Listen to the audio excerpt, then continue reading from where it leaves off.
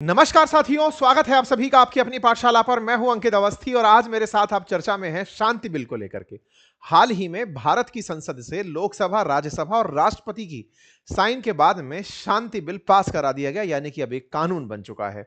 क्या है शांति बिल, जिसके चलते विपक्ष सरकार पर आरोप लगा रहा है कि आप आने वाले समय में भारत की क्रिटिकल सुरक्षा को प्राइवेट हाथों में दे रहे हैं।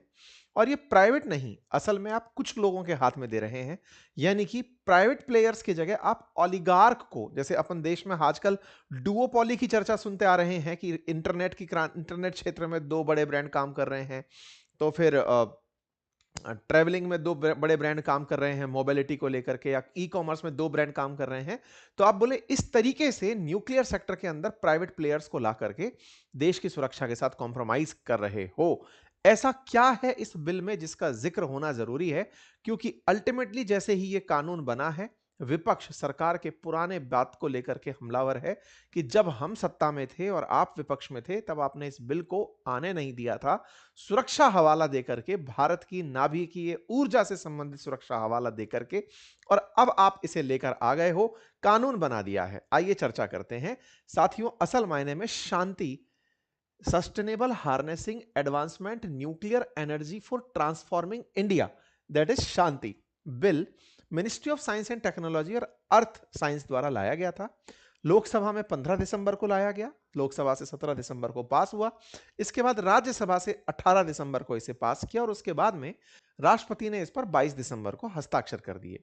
लोकसभा के अंदर जब यह बिल आया था तो अपोजिशन ने इसका विरोध किया था, क्योंकि अडानी अंबानी जैसे बड़े उद्योगपतियों को केंद्र सरकार के द्वारा न्यूक्लियर एनर्जी के अंदर सहूलियत देने की कहिए, या फिर कहिए कि न्यूक्लियर एनर्जी भी अब ये लोग प्रोड्यूस करेंगे, ये ऑप्शन प्रोवाइड कराया जा रहा था। तो आइए आज के सेशन में इस विषय पर आगे बढ़ते हुए चलते हैं और जानते हैं कि जिस शांति बिल को लेकर के चर्चा हो रही है, वो शांति बिल किस तरह से देश में अशांति का डर पैदा कर रहा है। शांति बिल चूंकि पास हो चुका है तो एक्ट में तब्दील हो चुका है, लेकिन इस एक्ट को अमेरिका आज तारीफ कर रहा है। अमेरिका की तारीफ में है कि भारत के साथ भविष्य में हमें पार्टनरशिप और पीसफुल सिविल न्यूक्लियर कॉपरेशन में हेल्प होगी।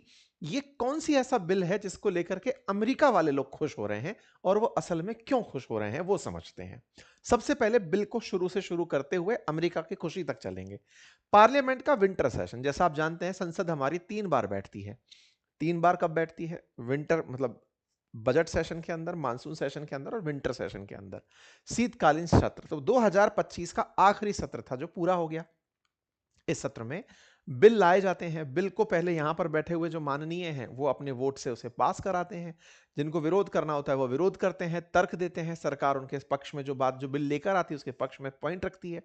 कुल मिलाकर बिल्स को पास किया जाता है, और पास होने पर जो जो डिपार्टमेंट बिल्स लाता है वो इस तरह से पार्लियामेंट अफेयर्स की वेबसाइट पर देखे जा सकते हैं। उनमें से sustainable harnessing and advancement of nuclear energy transforming India bill लाया गया था एटॉमिक एनर्जी डिपार्टमेंट के द्वारा।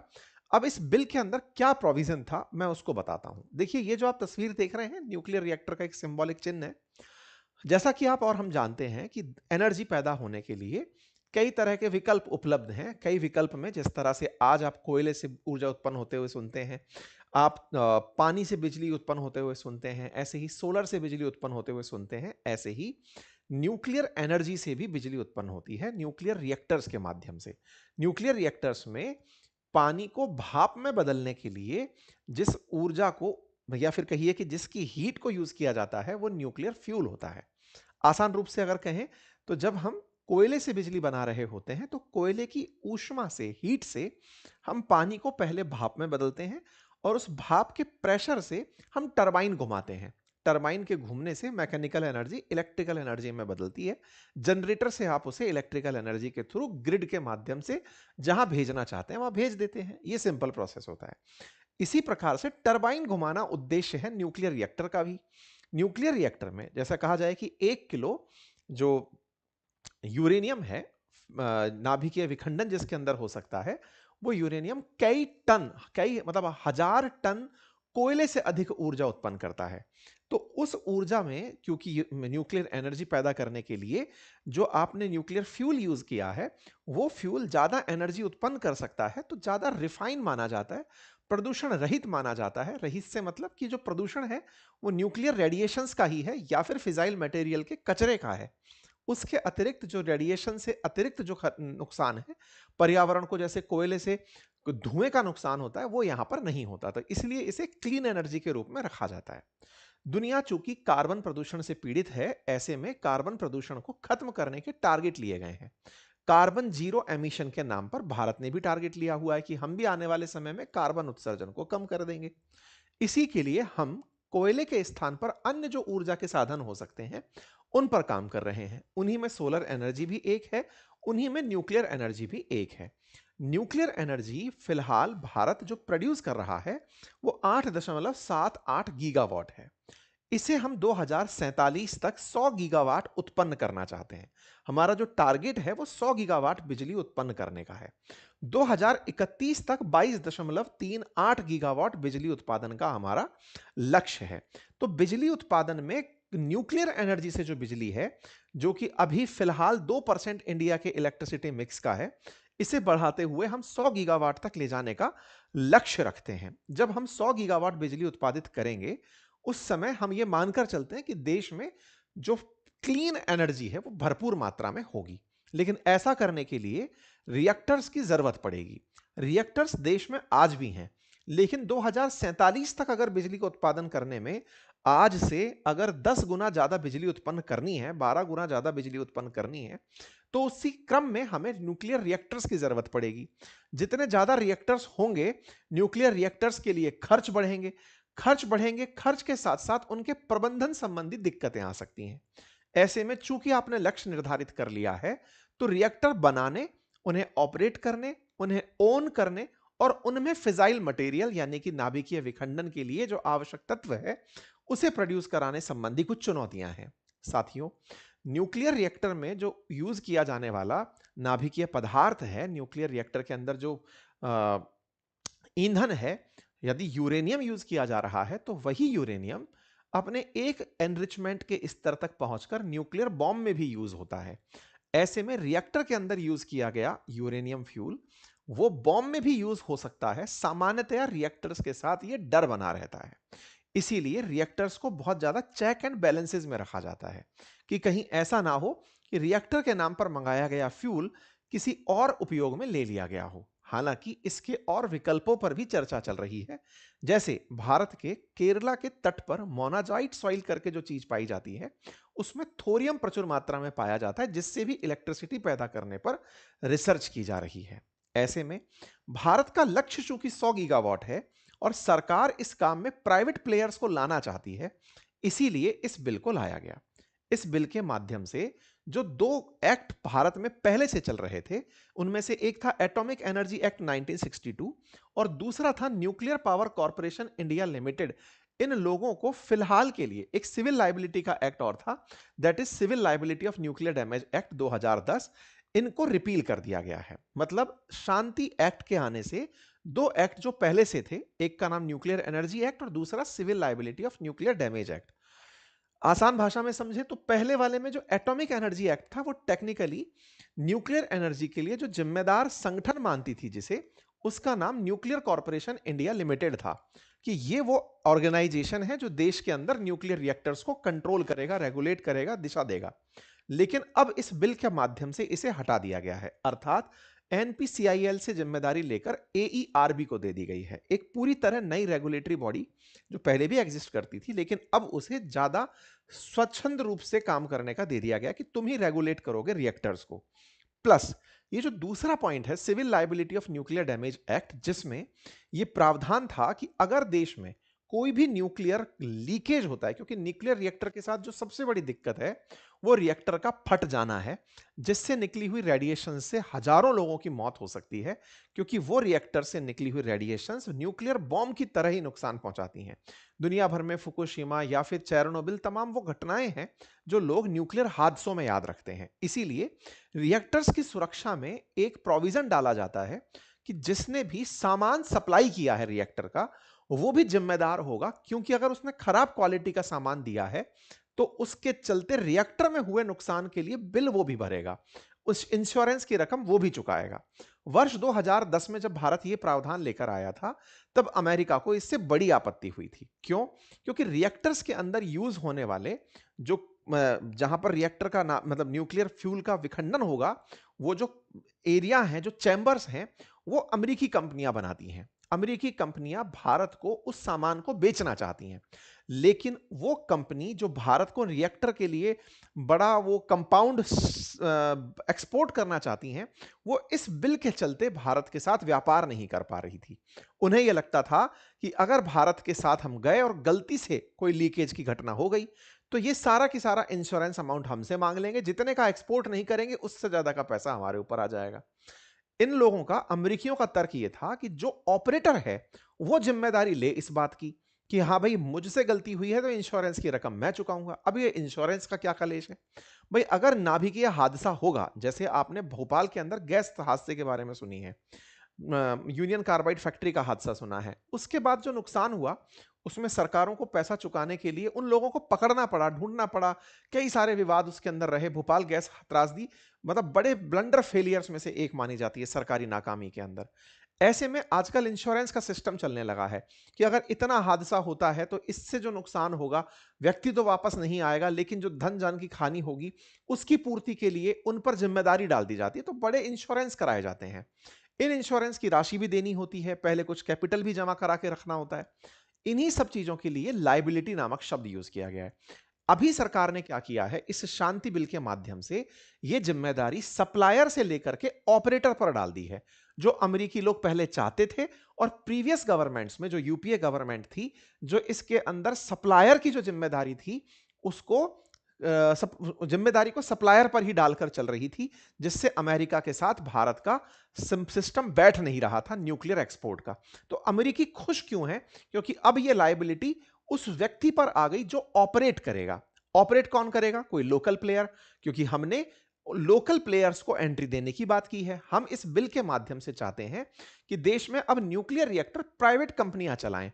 उनमें से जो एनरिचमेंट जैसे जो मेजर काम है, जो कि बड़े ही संवेदनशील हैं, यूरेनियम फ्यूल को एनरिच करने का, या फिर जो बच गया, जो बाद में जो कचरा है, नाभिकीय जो कचरा है, उसको डंप करने का, उनके ट्रांसपोर्टेशन जैसे जो संवेदनशील कार्य हैं, वो भारत सरकार करेगी, ताकि सुरक्षा के साथ कोई कोताही ना हो। बाकी ओन करना, ऑपरेट करना, बिजली प्रोड्यूस करना, ये सारे काम प्राइवेट प्लेयर्स को दिए जाएंगे। लेकिन ये जिम्मेदारी प्राइवेट प्लेयर्स पर डाल दी जा रही है। तो प्राइवेट प्लेयर्स को लाने का सरकारी प्रयास, और चूंकि आने वाले समय में बिजली सरकार खुद खरीदेगी, जब इतनी बिजली पैदा होगी, तो प्राइवेट प्लेयर्स के लिए एक बड़ा इन्वेस्टमेंट मॉडल बनकर आ रहा है। ठीक है, यह है कुल मिलाकर इसका ब्लूप्रिंट, जिसमें 100 गीगावाट न्यूक्लियर कैपेसिटी को पैदा करने का प्रयास है। इसमें प्राइवेट एंट्री को आसान बनाना है, गवर्नेंस को भी आसान करना है, ताकि वो गवर्नेंस जो है वो पूरी तरह से AERB नाम का जो भारत का संगठन है वो करेगा। और ट्रांसपेरेंसी के नाम पर आरटीआई के माध्यम से आप जानकारी नहीं जुटा पाएंगे, तो ट्रांसपेरेंसी को रोक दिया गया है, यह कहकर के कि यह बहुत ही रेस्ट्रिक्टेड एरिया है। वैसे भी आप देश के अंदर नाभिकीय पदार्थ से जुड़ी जानकारी आरटीआई से प्राप्त नहीं कर पाते। आप ये आरटीआई में डालकर नहीं पूछ सकते कि न्यूक्लियर बॉम्ब कहां रखा है, फॉर्मूला बता दो कैसे काम करते हो, ये बता दो कि कौन कौन लोग काम करते हैं, ये बता दो कि कहां से लाओगे। ये तमाम चीजों को अभी भी एक तरह से रेस्ट्रिक्टेड श्रेणी के अंदर रखा है। प्राइवेट सेक्टर जहां मतलब इस बार परमिशन पा गया है, पहले वो परमिशन नहीं पाया करता था। तो इस प्रकार से पुराने फ्रेमवर्क में और नए फ्रेमवर्क में अंतर कर दिया गया है, सप्लायर को बचा दिया गया है। एटॉमिक एनर्जी के अंदर अब पूरी तरह से जो संगठन बनाया गया है, उस संगठन के अंदर एटॉमिक एनर्जी रेगुलेटरी बोर्ड को बहुत बड़ी प्राथमिकता दी गई है। एटॉमिक एनर्जी रेगुलेटरी बोर्ड अगर कोई निर्णय नहीं दे पाती, तो उसके ऊपर atomic energy redressal advisory council बनाई गई है। अगर वो भी डिसीजन नहीं कर पाते, तो फिर अपेलेट ट्रिब्यूनल फॉर इलेक्ट्रिसिटी बनाया गया है। उसके ऊपर फिर सुप्रीम कोर्ट का दे दिया गया, एरिया दे दिया गया है कि अगर फिर भी मामला सुलझता नहीं है, तो सुप्रीम कोर्ट में केस को ले जा सकते हो। आरटीआई से इसको बाहर रख दिया गया है, ताकि संवेदनशील जानकारियों को बाहर ना लाया जा सके। यह काम करते हुए कुल मिलाकर के जो लायबिलिटी थी, वो सारी बातें अब मैं जो बता चुका हूं, ये सारी स्लाइड्स हमने उपलब्ध करा दी हैं, जानकारी दे दी है। तो उम्मीद है कि अब आप इस बात को समझ गए हो। सरकार इस बिल को जब लेकर आई, तो इसके अंदर उन्होंने अपनी तरफ से जानकारी बताई कि अभी न्यूक्लियर रिएक्टर्स केवल सरकार द्वारा चलाए जाते हैं। आने वाले समय में सरकार के अलावा सरकारी एक अधिकार समाप्त हो जाएगा, प्राइवेट सेक्टर इसमें इन्वॉल्व हो जाएगा। सरकार का एक तर्क और भी था इसमें, और वो तर्क ये था कि देश के अंदर ऑलरेडी जो न्यूक्लियर रिएक्टर्स चल रहे हैं, उनके पूरा होने में बड़ा समय लग रहा है। जैसे काकरापार जो है वो अभी भी मतलब दसों साल से चल रहा है लेकिन कंप्लीट नहीं हो रहा है। ऐसे ही कुडान कुलन का जो एक्सपेंशन है वो होकर नहीं दे रहा है।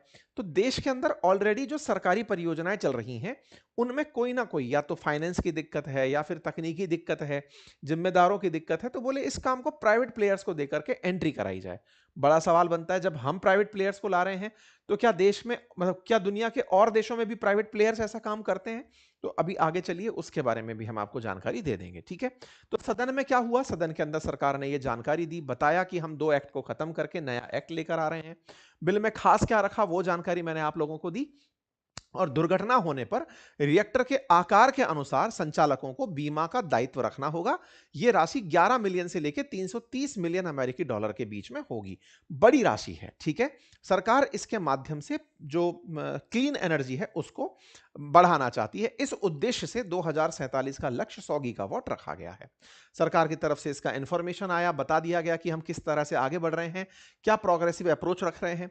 तो फिर अपोजिशन को क्या दिक्कत थी इससे? अपोजिशन को दिक्कत थी कि पहले आप लोग इस लायबिलिटी के नाम पर विदेशियों को ही जिम्मेदार ठहराओ वाली जिम्मेदारी के लिए बवाल काटते थे जब अपोजिशन में थे 2010 में। अब आप पलटी मार गए हैं, तो अपोजिशन का यह पहला तर्क है। दूसरा तर्क यह है कि आप इस प्रकार का काम करके प्रो प्राइवेट ऑर्गेनाइजेशंस के लिए काम कर रहे हैं कि आइए उन्हीं कुछ चुनिंदा लोगों को आप इस काम को दे देंगे कि लीजिए और आप ही रिएक्टर भी ओपन करिए। तो देश के अंदर कुछ ही घरानों के पास में ये सारी चीजें आ जाएंगी, यह अपने आप में एक बहुत ही गलत हो जाएगा। इसी बात पर टीएमसी की तरफ से जो सांसद हैं उनके द्वारा भी ये जानकारी रखी गई, सागरिका घोष जी के द्वारा। उन्होंने अपोजिशन की तरफ से बात रखते हुए अपना पक्ष रखा। उन्होंने कहा कि शांति बिल से प्राइवेट प्लेयर्स को न्यूक्लियर एनर्जी में लाने का प्रयास हो रहा है, लेकिन प्राइवेट प्लेयर्स के नाम पर केवल 1-2 लोग ही ऊपर निकल कर आएंगे जो देश के सबसे अमीर हैं। तो ये लेवल प्लेइंग फील्ड कैसे हुआ? वास्तविकता में सरकार प्राइवेट के नाम पर एक शब्द जो प्राइवेट यूज करके बढ़ रही है, उसमें देश के चुनिंदा जो घराने हैं उन्हें मौका देकर के वाकई में देश में लेवल प्लेइंग फील्ड्स को खत्म करती जा रही है। ये जो सरकारी प्रयास हैं जो कि इस समय इस सहूलियत के हिसाब से किए जा रहे हैं कि इन लोगों के पास धन है तो ये इन्वेस्ट करेंगे और इन्वेस्ट करेंगे तो देश आगे बढ़ेगा, ये तात्कालिक सोच के रूप से सही हो सकता है, लेकिन सरकारों को ये समझना होगा कि एक दिन इन्हीं के द्वारा पैदा किए गए ये जो बड़े बड़े घराने हैं, ये एक दिन सरकार को अपने सीधे कंट्रोल में रखेंगे। सरकारों के हाथ में कुछ नहीं होगा। ताजा ताजा उदाहरण इंडिगो के रूप में देखा, जब भारत के एविएशन सेक्टर का, जिसमें सरकार उड़ान जैसी योजना लाकर आम आदमी को हवाई जहाज से उड़ाने के लिए तमाम चीजों में सुधार करती चली गई, तमाम फीस कटौती करती चली गई, और उसका लाभ एक कंपनी ने लिया और वो 60% तक का बाजार पर कब्जा करके बैठ गई। आने वाले समय में सरकार के द्वारा इस तरह से अगर किन्हीं लोगों को बाजार में मौका दिया जाए या फिर उन्हीं के हिसाब से नियमों को बनाया जाए, तो आने वाले समय में ये चुनिंदा लोग ही सरकार को अपने इशारे पर नचाएंगे। ये जल्दबाजी में किए फैसले ये हो सकते हैं कि अभी इनके पास पैसा है तो इनको काम करने दो। हमने पहले भी कई बार कहा है, प्राइवेट प्लेयर का मतलब चुनिंदा लोग नहीं होते हैं। प्राइवेट प्लेयर का मतलब होता है कि आप उसमें कैटेगरी बना करके कि इस लेवल तक केवल इतने ही पैसे वाला आदमी एंट्री करेगा, इससे ज्यादा वाले को एंट्री नहीं करने देंगे। जिसकी नेटवर्थ इतनी है, इससे ज्यादा वाले लोग इतने कम प्रोजेक्ट में एंट्री नहीं करेंगे, या फिर इससे ऊपर के कैपिटल में इस तरह के लोगों की एंट्री होगी। आप जब इतने रिएक्टर्स को, लगभग 40 नए रिएक्टर्स की प्लानिंग करते हैं, तो उनकी क्षमताओं के आधार पर उन्हें बांटें। उनके अंदर प्राइवेट प्लेयर्स को ही अगर आप लाना चाहते हैं तो राज्यवार कि इस राज्य से कुछ चुनिंदा प्राइवेट प्लेयर्स निकलेंगे, वो बिडिंग करेंगे, वो यहां पर आएंगे, उनका पूरा चेकअप होगा, फिर जाकर वो अप्लाई करेंगे। देश में सभी तरफ से अगर प्राइवेट प्लेयर्स को बराबर मौका मिलने लगेगा तो देश का पूरी तरह से सही से विकास होगा। अदरवाइज पूरा देश कुछ चुनिंदा लोगों के कंट्रोल में चला जाएगा। पहले ईस्ट इंडिया कंपनी जैसी कंपनियों ने देश पर राज किया, और आने वाले समय में ये देश की प्राइवेट कंपनियां देश पर राज करेंगी। ये सरकार अगर जानबूझ करके भी गलतियां कर रही है तो यह अपने आप में लोकतंत्र के साथ भद्दा मजाक होगा। साथियों, यह समझने की आवश्यकता है, प्राइवेट होना गलत नहीं है, लेकिन चुनिंदा लोगों के हाथ में होना गलत है। प्राइवेट के नाम पर तरीके बनाए जा सकते हैं। जहां तक बात आप और हम बैठ करके भी निकाल सकते हैं, वो साधारण सी बात है। हर राज्य के अंदर आज भी कुछ ऐसे लोग हैं जो बहुत पैसे वाले हैं, जिनके उद्योग धंधे ठीक चलते हैं, अपने क्षेत्र के अंदर कार्य में महारत रखते हैं। ऐसा तो नहीं होगा कि ये जो बड़े सेठ हैं, ये खुद जाकर के न्यूक्लियर रिएक्टर चलाएंगे, ये भी टैलेंट हायर करेंगे। ऐसे में सरकार और लोगों को इंट्रोड्यूस अगर करती है, तो फील्ड को लेवल प्लेइंग कर पाएगी। ये बड़ा विचार है जिस पर चर्चा की आवश्यकता है। एक तरफ तो हम चाइना से बराबरी की बात करते हैं कि चाइना की तरह करेंगे, और दूसरी तरफ हम इन क्रॉनिक कैपिटलिस्ट लोगों के जाल में फंसते चले जा रहे हैं। सरकार को यह समझना होगा, अपोजिशन जिन बिंदुओं को उठा रही है वो अडानी अंबानी विरोधी शब्द नहीं है, वो कुछ लोगों के हाथ की कठपुतली बनने से इनकार है। बाकी अगर अभी कंट्रोल नहीं हुआ तो मुसीबत बहुत होगी। खैर, फिलहाल चर्चा करते हैं कि किन और देशों में ऐसा हो रहा है। तो यूएस के अंदर यह काम 1954 से होता आ रहा है, फ्रांस में 1970 से होता आ रहा है, यूके में 1990 से, जापान में 1960 और 70 से प्राइवेट प्लेयर्स इस तरह से सक्रिय हैं। तो फिलहाल के लिए लक्ष्य जब आपने 100 गीगावाट क्लीन एनर्जी का रखा है, सरकार उसके पीछे पड़ी है, तो लक्ष्य अच्छा है। लेकिन जहां हमने पॉइंट्स बताए उन पर भी आवश्यकता थी कि उन्हें भी एड्रेस किया जाता, या फिर आने वाले समय में उनके लिए भी प्लान किया जाए कि जब भी कोई प्राइवेट सेक्टर में व्यक्ति एंट्री कर रहा हो तो कुछ फिक्स घरानों को ही यह सारा दायित्व मिले। इससे बचते हुए कैसे उन्हें लेवल प्लेइंग लाया जा सके, उस पर कार्य करने की आवश्यकता है। बाकी आप लोग इस विषय पर क्या सोचते हैं, अपनी राय जरूर कमेंट बॉक्स में रखिएगा। मैं ये बात इसलिए बोल रहा हूं, जैसे ही ये बात निकल कर आई, तत्काल प्रभाव से अडानी जो है वो न्यूक्लियर पावर प्लांट सेटअप के लिए उत्तर प्रदेश में जमीन खोजते हुए देखे गए। तो ऐसा समझ में आने लगा कि इन लोगों ने ऑलरेडी सरकार से इस बिल को पास होने की सूचना ले रखी थी कि ये बिल आएगा। ये लोग पहले से ही काम पर लगे हुए थे। ये जो सामने दिख रही चीजें हैं, ये इतना ज्यादा सामने हो जाएंगी, ये क्रॉनिक कैपिटलिज्म का एक्सट्रीम उदाहरण है। फिलहाल के लिए इतना ही। जानकारी पसंद आई हो तो साथियों से साझा करें, चैनल पर नए हैं तो सब्सक्राइब कर लें। और हाँ, एक जरूरी बात, और वो ये, यदि आप क्रिप्टो में इंटरेस्ट रखते हैं तो हम एक पूरी सीरीज लेकर आ रहे हैं। रखते नहीं हैं तो भी और रखते हैं तो भी, अगर आप जानकारी चाहते हैं तो एक फ्री ऑफ कॉस्ट सीरीज हम क्रिप्टो के नॉलेज पर लेकर आ रहे हैं। परसों यानी कि 25 तारीख से आपको वो उपलब्ध होगी बातें बाजार की यूट्यूब चैनल पर, तो देखना मत भूलिएगा। बाकी अपनी पाठशाला एप्लीकेशन, जिसके माध्यम से आप हमारी नई किताबें, एसएससी के लिए one hand solution, one one point solution जिसे आप एक्सेस कर सकते हैं, हमारे कोर्सेज जिन्हें आप ले सकते हैं, उन्हें अवश्य चेक करिए। Thank you so much.